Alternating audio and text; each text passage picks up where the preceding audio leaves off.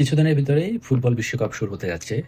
তার যে একটা ঝড় সেটা অলরেডি বাংলাদেশেও আস্তে, আস্তে বইতে শুরু করছে এবং বাংলাদেশের প্রেক্ষাপটে আর্জেন্টিনা, ব্রাজিল এই দলের সাপোর্টাররা আসলে বেশি।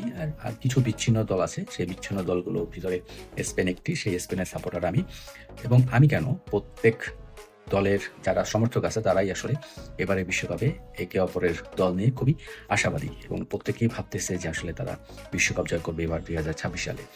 আমি আমার দল নিয়ে খুবই আশাবাদী এবং কেন আশাবাদী সেটা আপনাদেরকে আমি একটু ছোট পরিসরে বলতে চাচ্ছি। সেটা হচ্ছে ফুটবলের পরিভাষায় বলুন বা ফুটবলের দৃষ্টিতে বলুন, ক্লাব কোড তত্ত্ব বলতে একটা শব্দ আছে বা একটা ক্লাব কোড একটা বিষয় আছে। ক্লাব কোড বিষয়টা এরকম যে একটা নির্দিষ্ট ক্লাবের একঝাঁক জাতীয় দলের খেলোয়াড়রা একসাথে খেলে থাকে এবং তাদের যে ক্লাব ফুটবলে যখন খেলে তখন তারা যে অনুশীলনগুলো করে প্লাস তাদের ভিতরে অনুশীলন করার ফলে যে বোঝাপড়াটা সৃষ্টি হয়, একে অপরের ভিতরে মাইন্ড সেট আপ যে সৃষ্টি হয় এবং একে অপরের যে বল যে পাস করতেছে সেই পাসের যে কম্বিনেশন সেই কম্বিনেশনটা যেভাবে গ্রো আপ হয়। আ তাছাড়া আমরা জানি যে ফুটবল হচ্ছে কৌশলগত একটা খেলা এবং এই যে কৌশলগত খেলার যে মেন্টালিটি সেটাও কিন্তু আস্তে, আস্তে এই ক্লাবে যখন খেলে তখন আসলে গ্রো আপ হয় এবং এই যে একসাথে একঝাঁক খেলোয়াড় একই ক্লাবে খেলে এবং তারা আবার পরবর্তীতে একটা জাতীয় দলের হয়ে খেলে থাকে তখন এই যে একটা বিষয়টা সেই বিষয়টা হচ্ছে মূলত ক্লাব কোড তত্ত্ব নামে আসলে অনেকেই বলে থাকেন।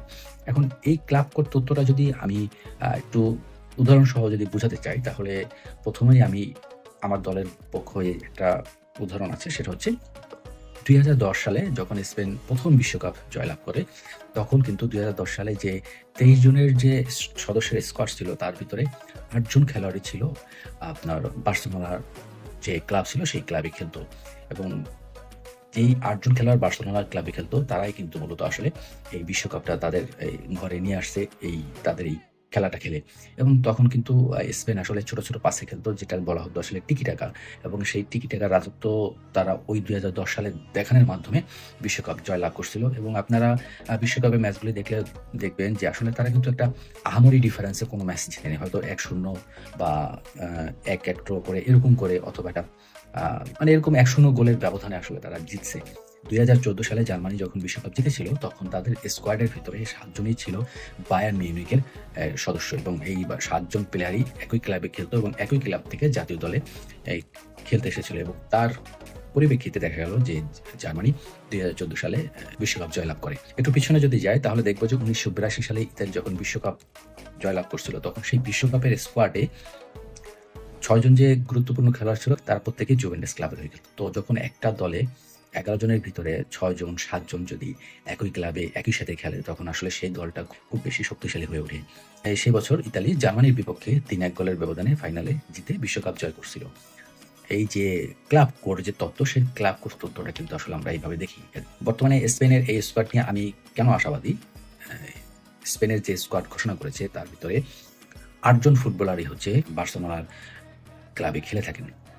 যেহেতু ৮ জন মেইন প্লেয়াররা এই বার্সেলোনা ক্লাবে খেলে থাকেন এবং তারা স্পেনে এসে যোগদান করেছেন বা স্পেনের স্কোয়াডে এড হয়েছেন। তো সুতরাং এই ক্লাব তত্ত্বটা খুব ভালোভাবে কাজ করবে। তাদের ভিতরে মেন্টালিটি দ্বারা বা কৌশলগত যে ধরনের চিন্তাভাবনা তাদের ভিতরে কিন্তু ম্যাচ করা আছে। আমার মনে হয় যেগুলো আর কোনো দেশের প্লেয়ারদের ভিতরে নেই। কারণ একটা বন্ডিং তৈরি হতে একটা সময় লাগে। আর আমরা জানি যে সবকিছুই অভ্যাসের একটা ব্যাপার-স্যাপার আছে। যখন আপনি একটা ক্লাবে অন্য কারো সাথে খেলবেন, তখন যদি হুট করে আরেকজনের সাথে খেলতে আসেন, আরেকজনের সাথে অ্যা বন্ডিং করে খেলতে আসেন, তখন সেই বন্ডিং যে গ্রো আপ, সেই বন্ডিং এর যে একটা ব্যাপার, সেটা গ্রো আপ হইতেও কিন্তু অনেক সময়ের ব্যাপার। তো সেই দিক থেকে আমি আসলে আমার দল স্পেন নিয়ে খুবই আশাবাদী। স্পেন যে ৩ টা দলের বিরুদ্ধে খেলবে, সেই দলগুলো হচ্ছে কেপ ভার্দে, তারপর হচ্ছে সৌদি আরব, আ যে দেশটি গত বছর মানে গত বিশ্বকাপে আর্জেন্টিনার সাথে আ জয়লাভ করছিল। একটা দুর্ঘটনা ঘটে ফেলছিল এবং 3rd যে ম্যাচটা আছে সেটা ছিল উরুগুয়ের সাথে।